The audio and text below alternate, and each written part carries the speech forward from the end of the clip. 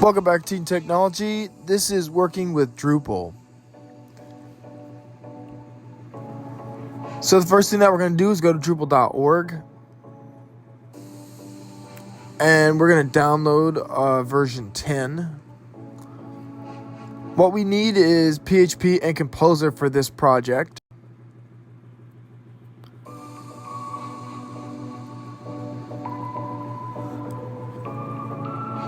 And before we can run our Composer command, as you see here, we're going to get an error. We're going to have to download Composer. Because I'm using a Mac, we're going to use Homebrew.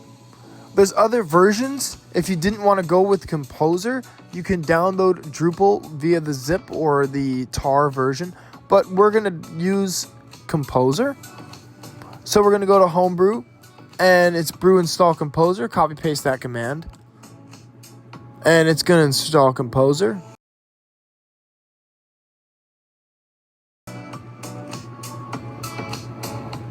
And if you haven't already, make sure to hit that subscribe button.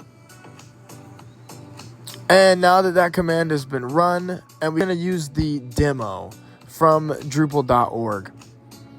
Reason why I'm doing this version instead of creating a whole entire Drupal project is because I want to show you the layout. I want to walk you through what a Drupal project will look like.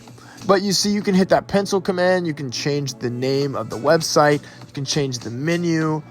This is how it looks. You have the structure, appearance. See here, if you hit that pencil, again, this is the demo, but if it wasn't, you can hit that pencil, change it to anything you'd like, whether it be my site or, a different kind of restaurant.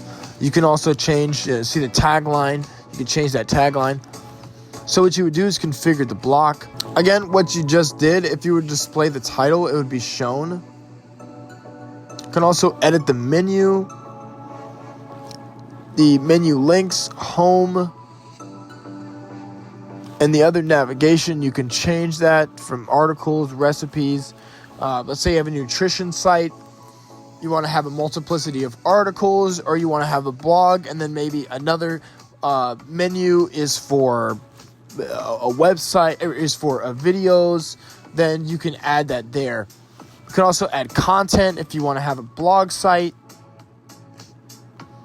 You can edit that here in the content page. See there?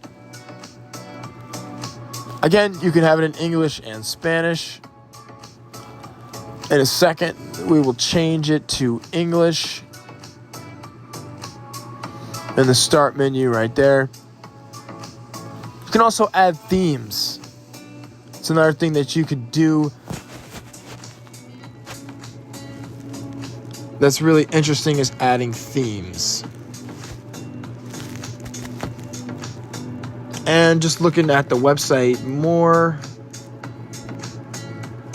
Some other things you can do, you can use FTP or Hosting Platform's File Manager, where you can upload Drupal files to your server.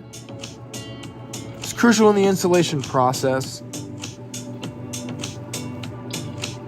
And as you'll see in a second, when we have in our own PHP project, you'll see some of the things that we are downloading that are crucial for a Drupal project. One of them being a database. So you see here, you can create a project. Create articles. You can change the recipes.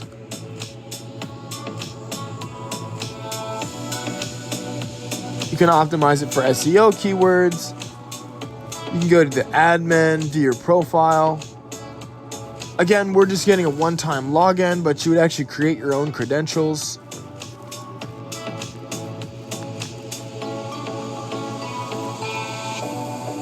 And not only make sure to subscribe, but also hit the like button and the bell.